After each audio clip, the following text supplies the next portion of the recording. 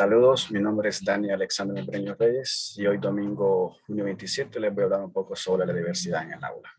Empecemos.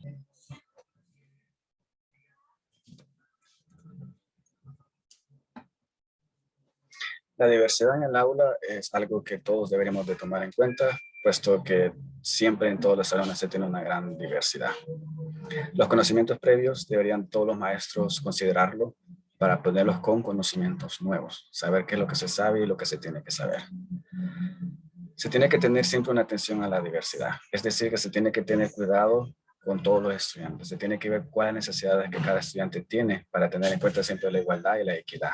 Igualdad, todos tienen derecho a la educación, pero probablemente algún estudiante necesita un poco más de atención y estos son los puntos que todos deberemos de tener en cuenta como docentes para hacer los cambios necesarios y atender realmente tener en cuenta la atención a la diversidad.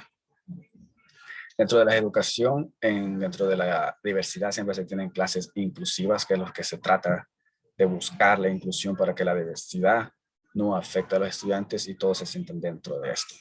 Por lo que hay muchos retos en que siempre tenemos que tener en cuenta. Todas las personas, no importa si tienen discapacidad, se tiene que tomar en cuenta. Uno de los retos más grandes dentro de muchos centros educativos es la infraestructura y los recursos didácticos. En mi caso, como docente en la institución en la que yo me desempeño, la infraestructura no está diseñada para personas con discapacidades y mucho menos los recursos didácticos, por lo que la infraestructura y los recursos didácticos realmente es de una educación exclusiva. Para esto se tiene que tener un cambio dentro del currículo escolar.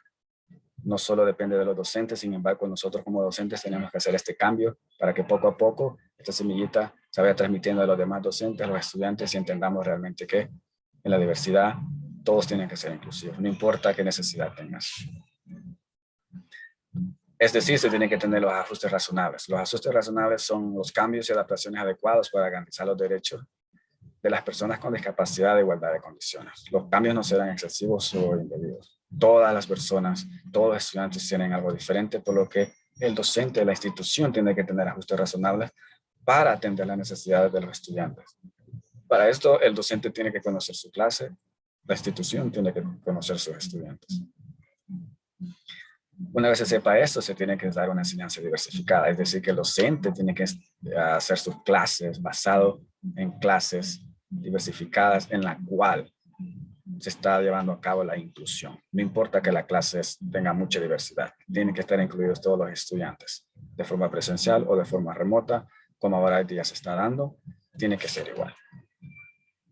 Se tiene que tener en cuenta también la cultura de la diversidad. Dentro de todos los salones de clase, muchos estudiantes piensan de forma diferente. Algunos tienen cultura muy diferentes a los demás.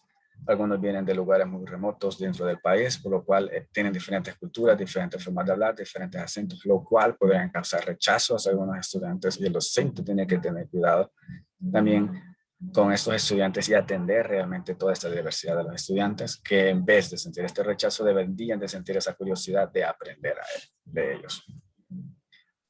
La transformación de los centros educativos debe empezar por nosotros como docentes. Si la institución realmente no toma mucho papel dentro de esto, nosotros como docentes deberíamos de promover esto para hacer un pequeño cambio poco a poco dentro de nuestras clases y los estudiantes se vayan acostumbrando a eso también.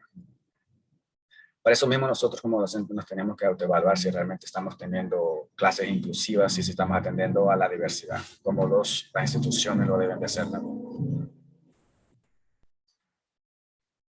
Al saber cuáles son las necesidades y a saber cuáles son las cosas que realmente nos están atendiendo, como docentes deberemos de hacer los cambios necesarios.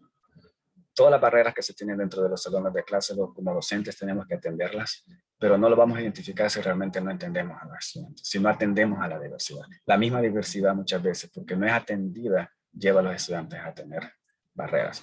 Un ejemplo podría ser que algún estudiante no siente miedo de poder hablar ante los demás por su cultura, por su acento y por su forma de hablar.